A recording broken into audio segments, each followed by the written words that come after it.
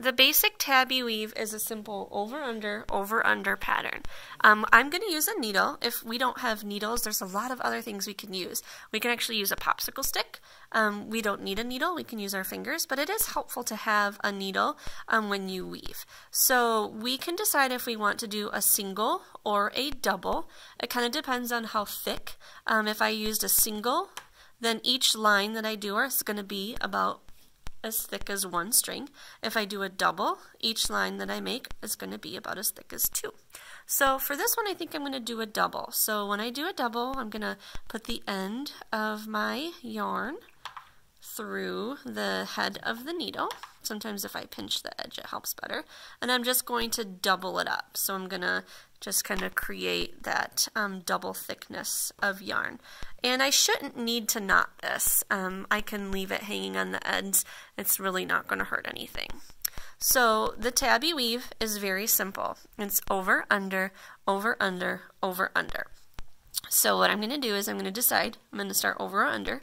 So I'm going to start over. So I'm going to go over the first string, under, over, under, over, under, over, under, over, under, over, under, over, under. Sometimes if it gets a little bit tricky, you can just lift it up, over, under, over. So I left off going over, and I'm going to pull that needle almost all the way through, so that way I have these little tails on the edge.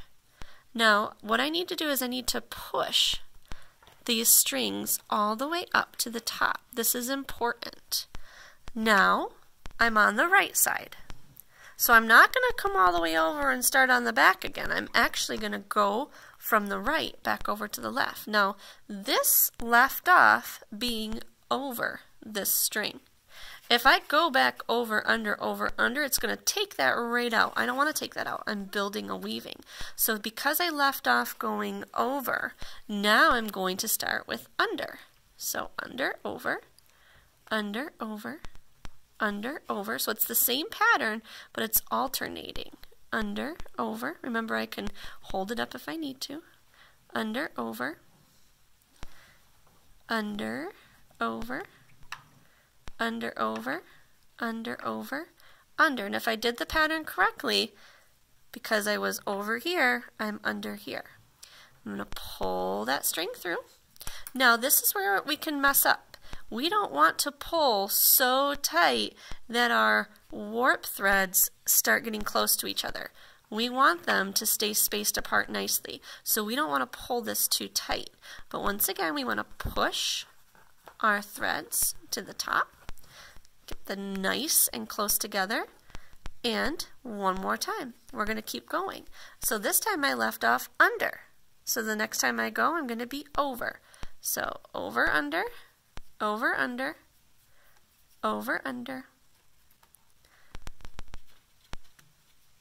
over, under, over, under, over, under, over, under, over, under, over. Pull it through. I don't want to pull too tight, remember? Push them up. So that is a simple tabby weave. If I wanted to add a new color, I could add a new color here.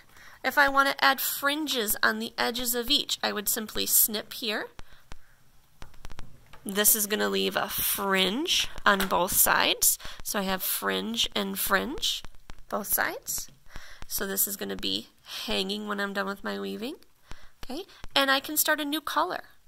I would just start off the opposite of what I left off on. So because my yellow-orange thread left off over here, it would have to be under on this one.